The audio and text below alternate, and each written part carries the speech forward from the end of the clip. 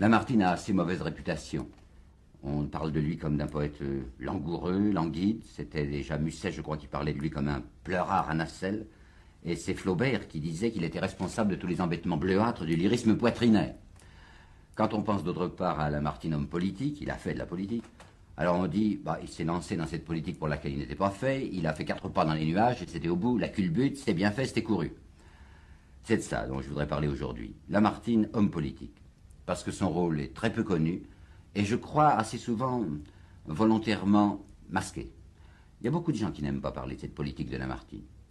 Beaucoup de ceux, des historiens ou des écrivains littéraires, histoire littéraire, prétendent que la politique ne les intéresse pas, qu'ils ne font pas de politique. Et je me rappelle toujours cette phrase d'Alain qui affirmait que les gens qui disent qu'ils ne font pas de politique sont souvent ceux qui ont les options les plus déterminées là-dessus. Remarquez qu'ils sont souvent de bonne foi aussi.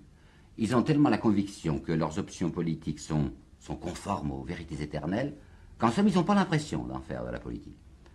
Tenez, à propos de Victor Hugo, par exemple, je vois que beaucoup d'historiens, lorsqu'ils évoquent le changement brusque qui s'est produit dans l'attitude politique de Victor Hugo en 1849, expliquent ça par des raisons tellement petites que ça ne tient pas. C'est au mois de juillet 1949 que Victor Hugo tout à coup a fait un discours qu'il a classé effectivement, comme on dit, à gauche ou à l'extrême gauche. Eh bien, ce discours de Victor Hugo, je ne veux pas citer ici de nom, mais enfin des gens qui l'ont étudié, vous disent Victor Hugo avait terriblement envie de se faire une grande réputation d'orateur égale à sa réputation de poète.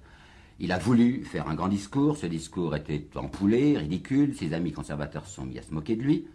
Alors à cause de ça, Hugo est passé du côté de l'extrême gauche pour aller chercher là-bas un encens frelaté. Ben, vous sentez bien que c'est une explication courte. Revenons-en à Lamartine. Et je voudrais étudier ce député Lamartine de 1833, au moment où il devient député, jusqu'à 1851, c'est-à-dire au coup d'État. Il a 40 ans, Lamartine, lorsqu'il entre dans la vie politique. Il a 40 ans, c'est en 1830 par conséquent, et tout le monde se rappelle qu'en 1830, c'était l'année de la Révolution de Juillet. Qu'est-ce que c'est la Révolution de Juillet? C'est donc la monarchie dite légitime, qui est renversée brusquement, et à laquelle se substitue la monarchie de Juillet, c'est-à-dire la monarchie des d'Orléans, dite illégitime. En 1830, Lamartine était encore diplomate.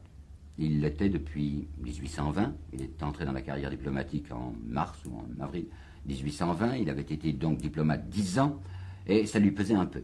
Maintenant qu'il avait 40 ans, il avait envie de dire certaines choses qui lui paraissaient essentielles, et il avait le sentiment qu'un diplomate qui doit obéir aux instructions de son gouvernement n'est pas libre. Alors il démissionne. Il va quitter la carrière diplomatique, et c'est dans le dessein précisément de reconquérir une indépendance personnelle totale pour dire ce qu'il a envie de dire sur les grands problèmes. Quels sont les problèmes? Eh bien justement voilà. Lamartine est un des tout premiers en France, au XIXe siècle, à avoir posé la vraie question.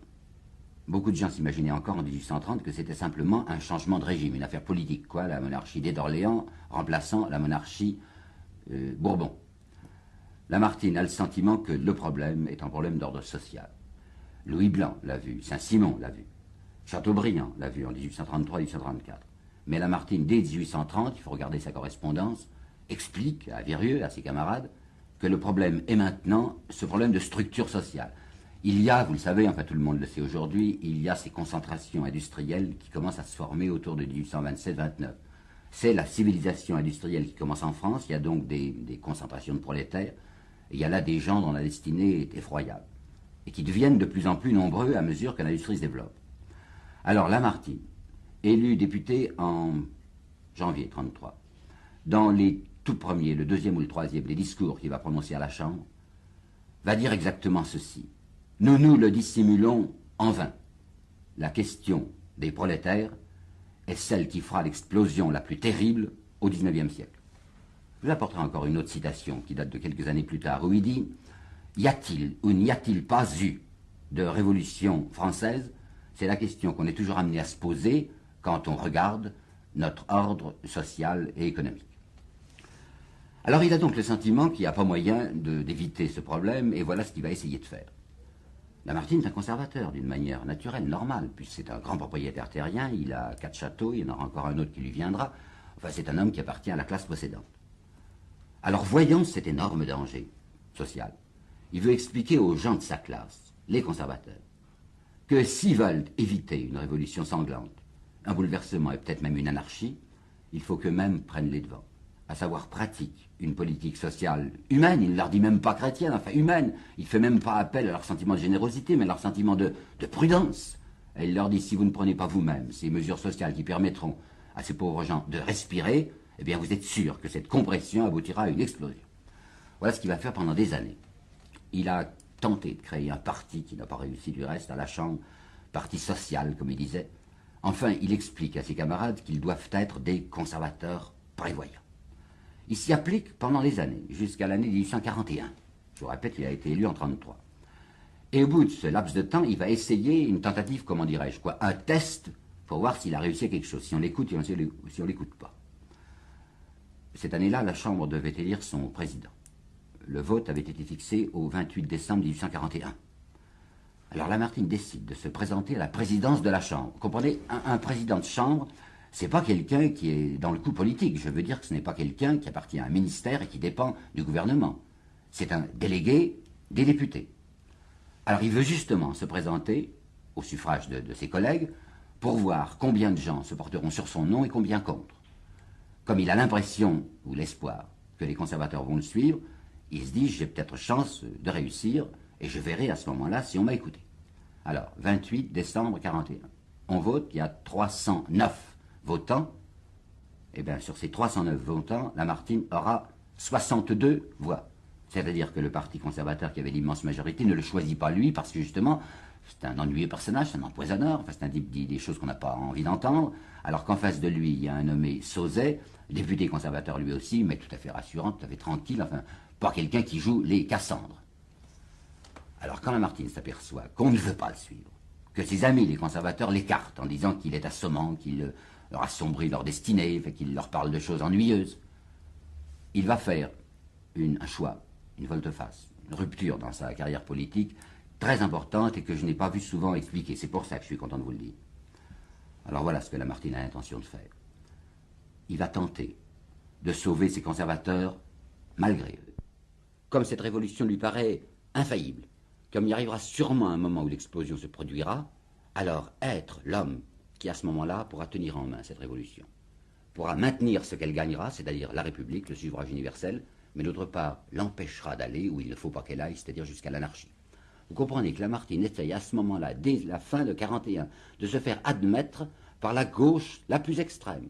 Je dis bien au-delà de cet Odilon Barrot qui représentait à l'Assemblée la gauche dynastique, enfin l'opposition gentille, quelqu'un de pas très sérieux. Au-delà même de quelqu'un qui était plus redoutable, qui s'appelait Ledru-Rollin, un avocat parisien qu'on tenait pour un rouge.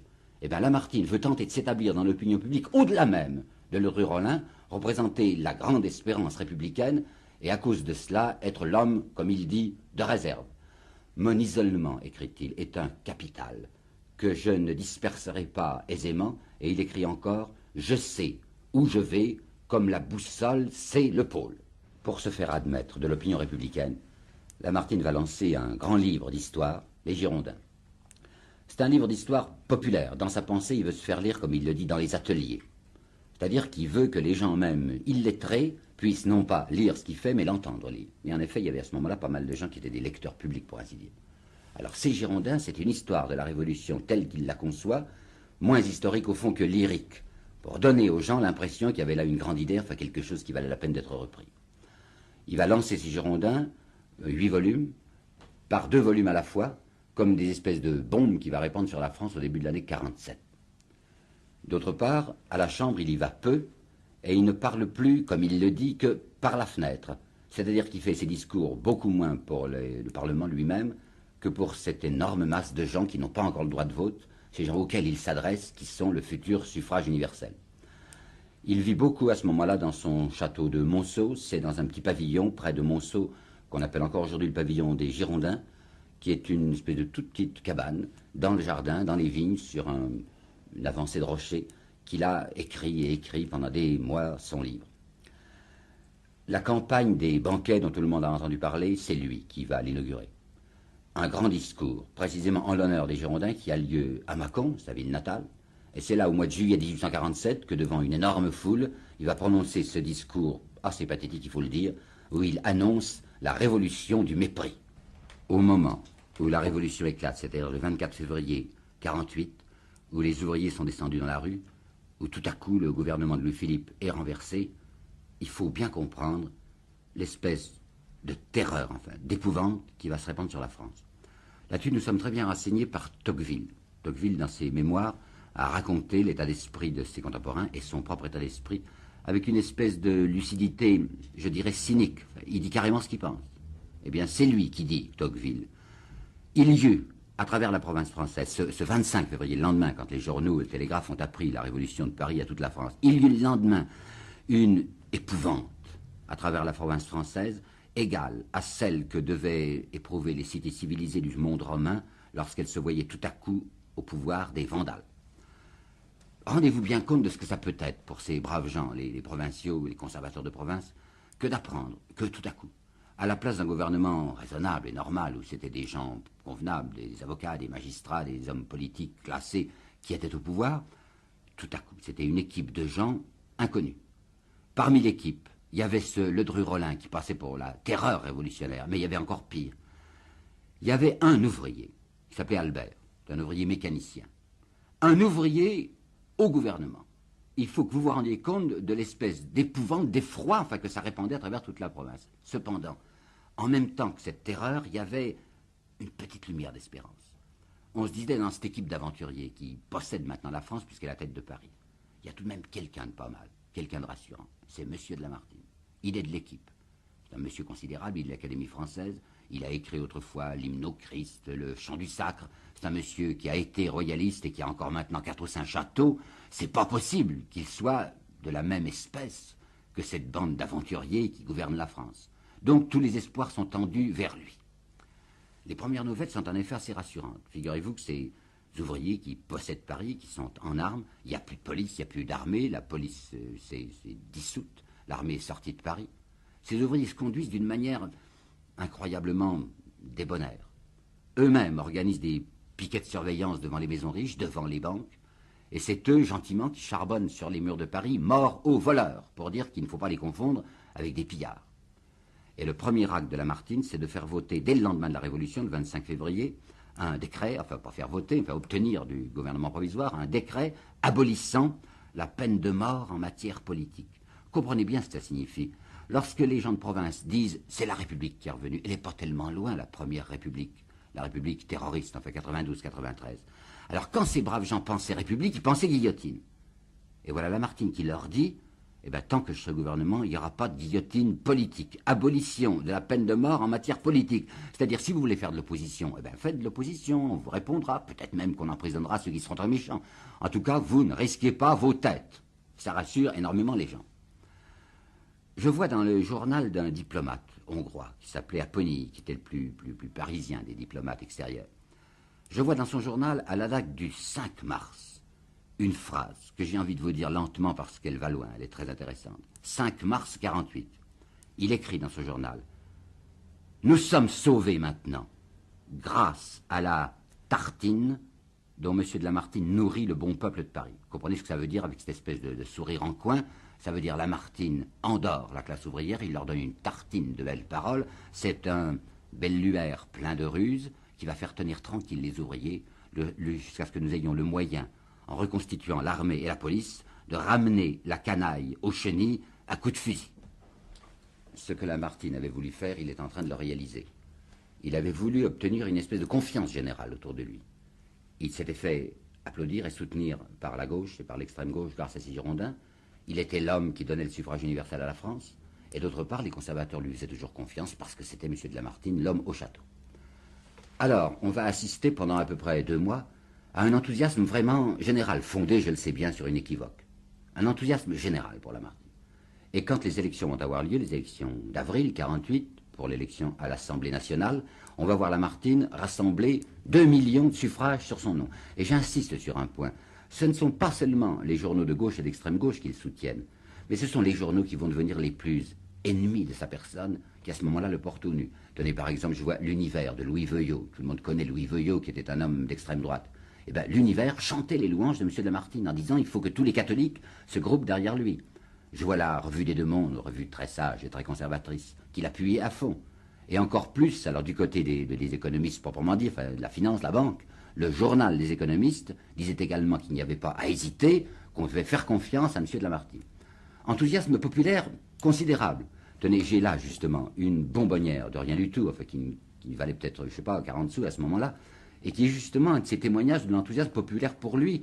C'est un pauvre petit dessin représentant Lamartine lui-même avec son écharpe de député, un visage qui n'est pas exactement semblable au sien, mais c'était répandu à des millions d'exemplaires. Eh bien, Lamartine ramasse 2 millions de voix sur son nom pour ces élections d'avril 48. Lorsqu'il arrive à la Chambre, il est acclamé. Mais il faut bien comprendre l'état d'esprit de ceux qui, à droite, l'avaient soutenu. Vous vous rappelez ce que je vous ai dit d'Apponie, la tartine, etc., et Lamartine qui sauve les conservateurs parce que c'est un homme rusé et qui endort la classe ouvrière. Alors l'espoir qu'avaient les conservateurs lorsque Lamartine a pris le pouvoir, c'était plus qu'un espoir, c'était presque la conviction que Lamartine allait accepter une dictature qu'on allait maintenant lui donner et grâce à laquelle il remettrait la société sur ses bases. Or, Lamartine va la refuser, cette dictature qu'on veut lui offrir. Il ne veut précisément pas être cet homme que les conservateurs s'imaginent qu'il est. Il va exiger d'eux une direction politique, un exécutif, collégial. C'est-à-dire qu'il ne veut pas être seul, il veut qu'il y ait 5 Français à la tête de la France. Et parmi ces 5 Français, il exige la présence de Ledru-Rollin, précisément parce que ça représente la gauche et l'extrême gauche. Entendu, il a sacrifié Albert. L'ouvrier paraissait tout de même trop provoquant. Mais on va prendre l'avocat Ledru-Rollin, Lamartine représentant, si vous voulez, l'homme du centre, l'arbitre, il y aura une droite, il y aura une gauche dans ces 5.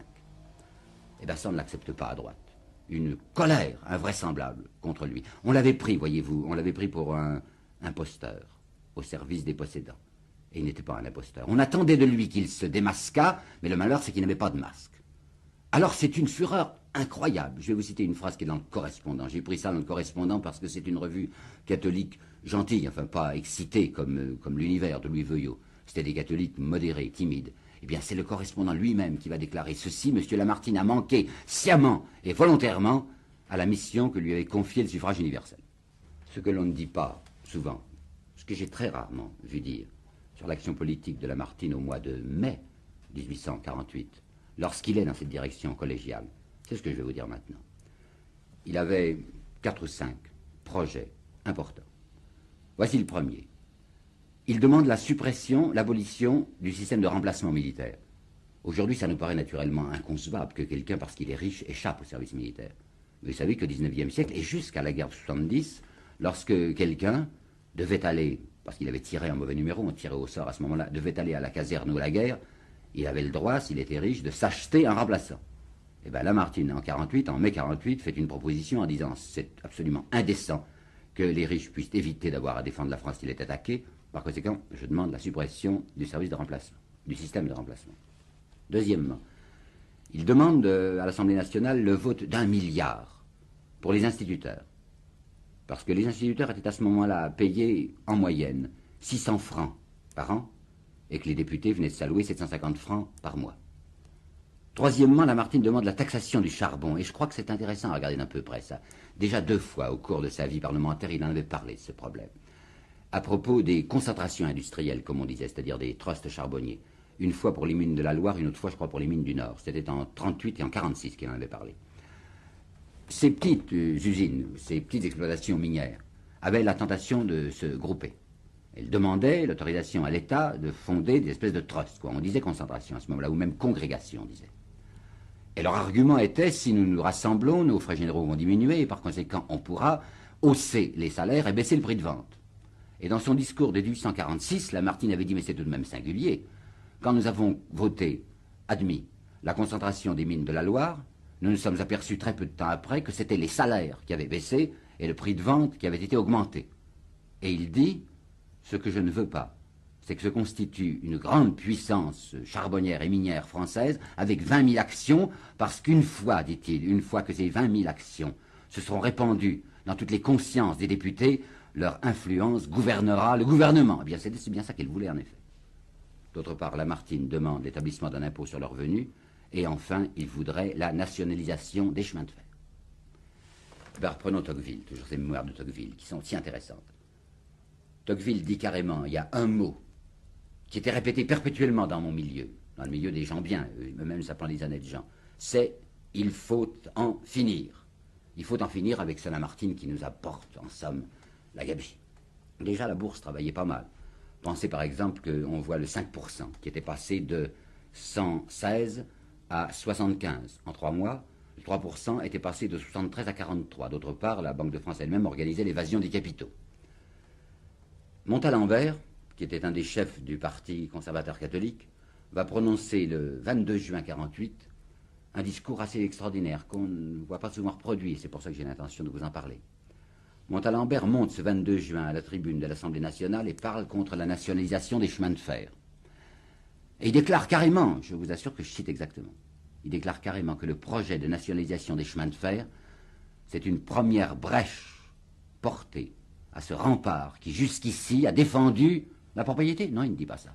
A défendu la famille et la religion. Le projet de M. de Lamartine, déclare-t-il carrément, est un projet communiste. L'idée de génie de M. de Falloux, qui est celui qui a allumé la mèche des ateliers nationaux, eh bien la voilà. Là aussi, je ne suis pas sûr que ça se dise assez couramment, mais je pense connaître cette question et l'expliquer avec sincérité. Comme la plupart des industriels de Paris avaient fermé leurs usines le 25 février, lockout, n'est-ce pas? Il y avait eu 80 000, 100 000, jusqu'à 130 000 ouvriers chômeurs. Ils étaient sur le pavé. On ne pouvait pas les laisser mourir.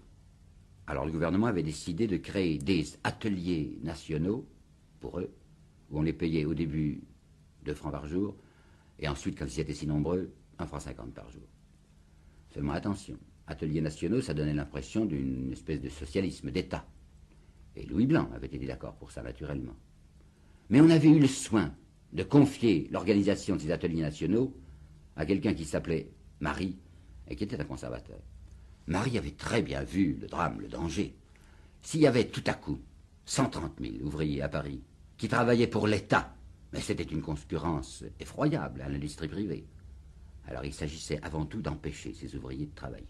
Premièrement, c'était une protection contre l'industrie individuelle, et d'autre part, c'était un moyen de les dénoncer comme des fainéants puisqu'ils ne travaillaient pas.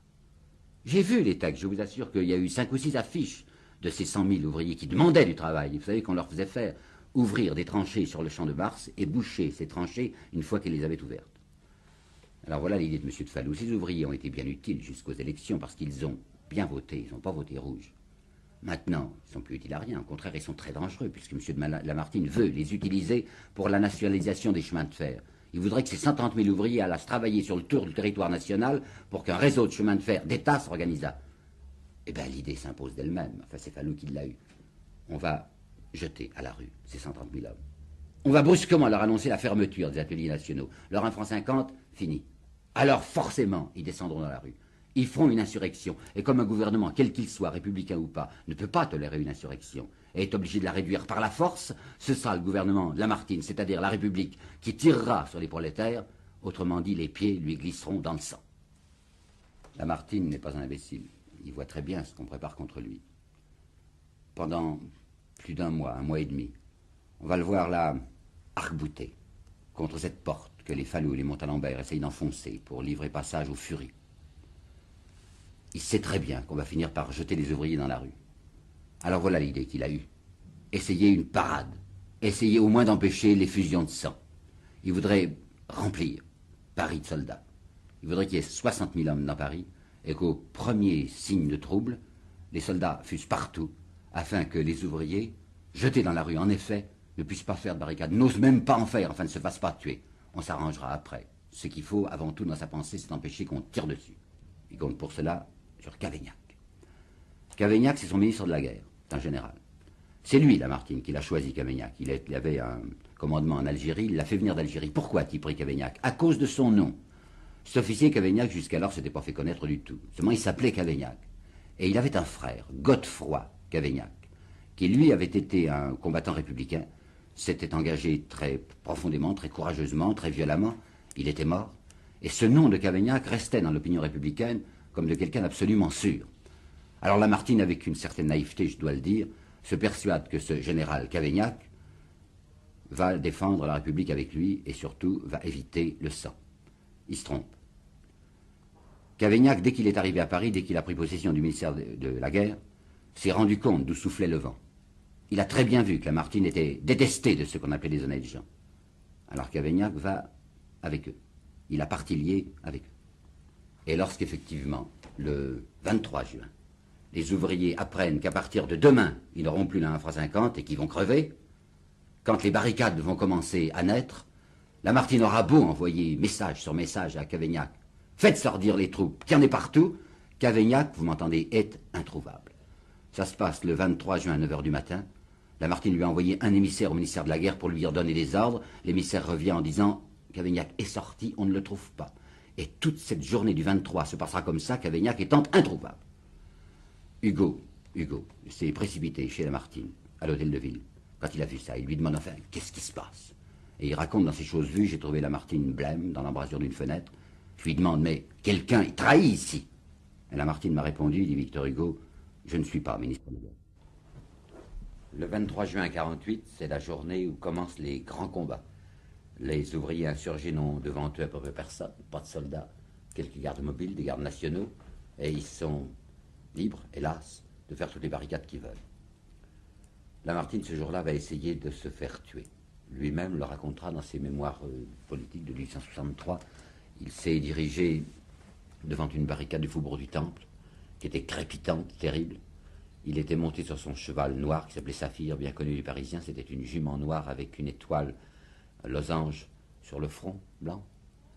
Et cette barricade était extrêmement dangereuse, et c'est là-devant que Lamartine s'avance sur son cheval. Mais les ouvriers le connaissaient, savaient que Lamartine était quelqu'un qui n'avait pas travaillé contre eux. Si bien que ces fusils qui tiraient se sont relevés quand Lamartine s'est avancé. Il ne peut pas mourir ce jour-là. Et le lendemain matin, à 10 h 30, 24 juin 1848, l'Assemblée nationale votera la destitution du gouvernement exécutif et les pleins pouvoirs civils et militaires à Cavaignac. Lamartine était un homme renversé.